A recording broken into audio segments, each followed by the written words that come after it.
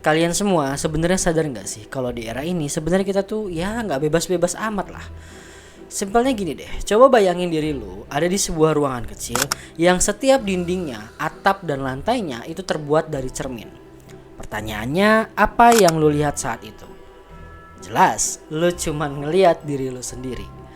Nah, itu adalah gambaran simpel dari apa yang terjadi pada kita di era saat ini. Kemarin temen gue sempat ngebahas teori yang telah diungkapkan oleh Plato di ribuan tahun silam. Bahwasanya manusia akan terus terjebak oleh yang namanya ilusi. Kenapa? Karena manusia cuma mempercayai apa yang terlihat, bukan apa yang nyata. Nah, hal ini terwujud sekarang dalam bentuk yang lebih modern, yaitu bubble filter effect. So I do think this is a problem. And I think if you take all of these filters together, if you take all of these algorithms, you get what I call a filter bubble. And your filter bubble is kind of your own personal, unique universe of information that you live in online. And what's in your filter bubble depends on who you are, and it depends on what you do. But the thing is that you don't decide what gets in. And more importantly, you don't actually see what gets edited out.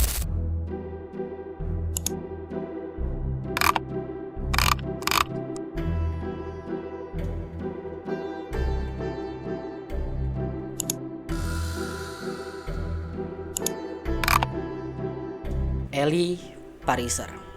Dia adalah seorang aktivis internet dan juga penulis buku serta yang pertama kali mempopulerkan istilah bubble filter effect ke publik.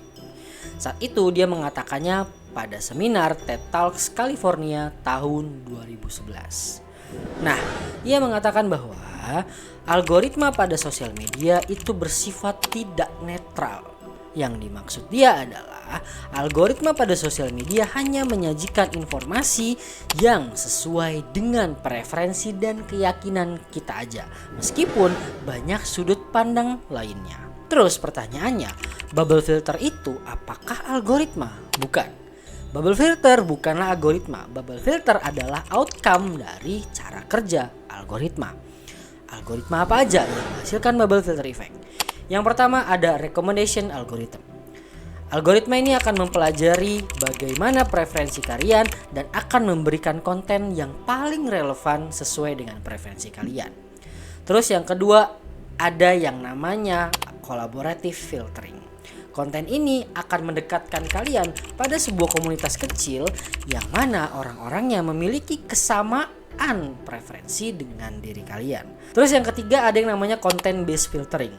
Algoritma ini akan mempelajari cara kalian melalui metadata konten. Metadata konten seperti deskripsi, hashtag, dan juga kategori dari konten tersebut.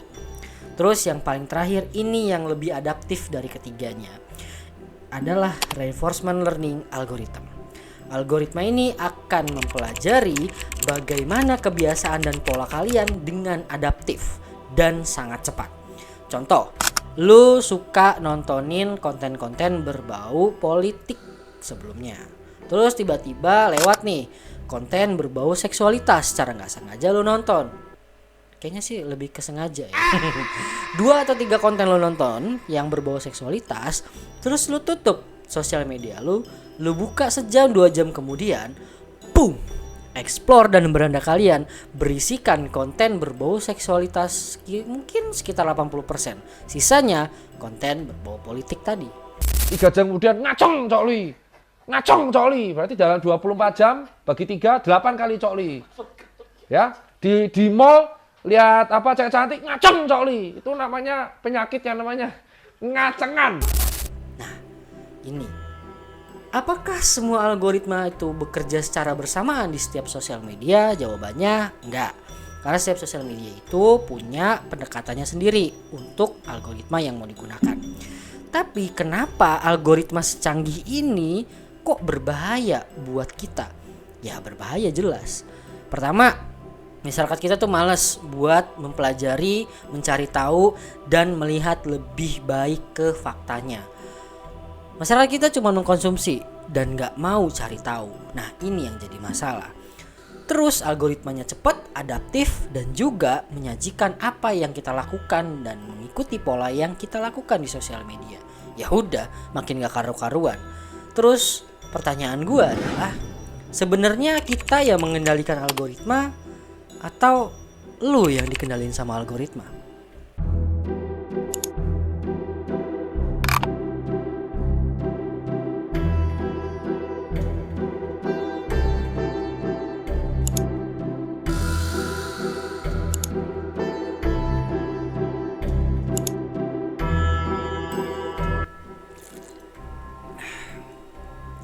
Baru aku minum kopi gue.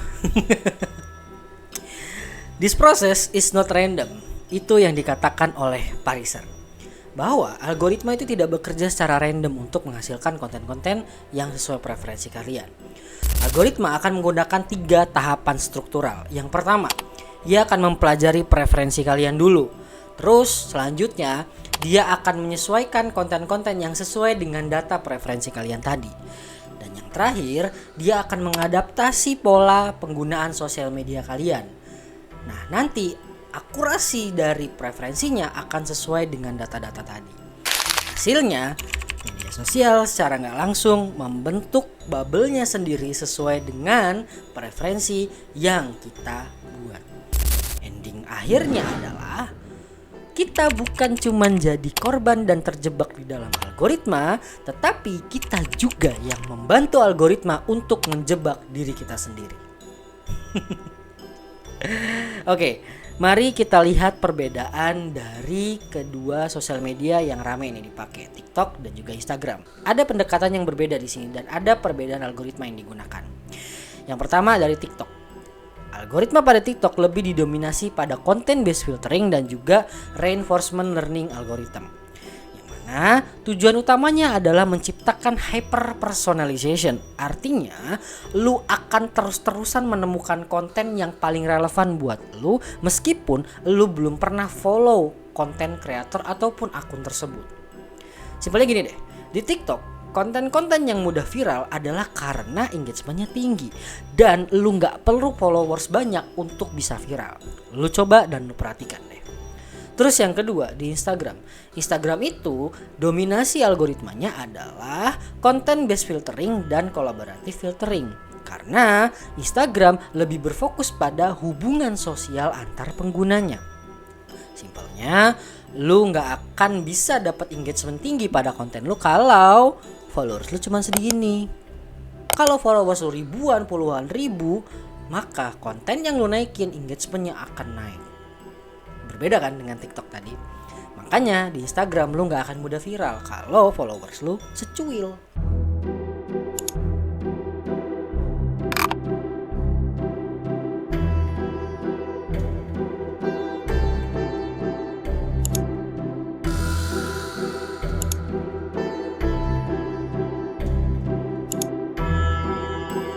Kalau lu sadar di 2024 kemarin, konten-konten yang viral adalah konten-konten yang isinya nggak jelas. Bahkan ada tren standar hidup dari TikTok. Nah, terus bukan cuma sampai di situ aja. Di TikTok, Instagram, dan juga Facebook banyak banget konten-konten yang isinya cuma potongan-potongan. Nah, hal ini diperkuat dengan masyarakat kita yang males buat cari informasi yang sebenarnya. Terus akhirnya kita terburu-buru menyalahkan algoritma dan sosial medianya. Padahal tidak sepenuhnya salah algoritma dan sosial media. Kayak yang gue bilang tadi, algoritma menghasilkan apa yang sesuai dengan pola yang lo lakukan di sosial media. Algoritma tidak bekerja dengan sendiri. Algoritma akan ditolong oleh diri lo yang melakukannya. Nah, akhirnya hal ini membuat kita jadi bias sama informasi. Kita nggak tahu yang mana yang bisa diverifikasi dan mana yang nggak bisa diverifikasi. Nah, ini sebenarnya teman-teman semua, sosial media itu seperti yang kita tahu diciptakan untuk bikin kita nyaman, bukan bikin kita tahu mana yang benar dan mana yang salah. Karena algoritma pada sosial media cuma menyediakan informasi sesuai dengan kebiasaan kita, bukan mendapatkan apa yang kita mau setiap saat. Itu. Nah, kita akhirnya memiliki kecenderungan negatif yang mana wawasan kita semakin sempit, sudut pandangan kita semakin itu-itu aja, bahkan hubungan kita di dunia nyata dengan orang terdekat jadi berantakan.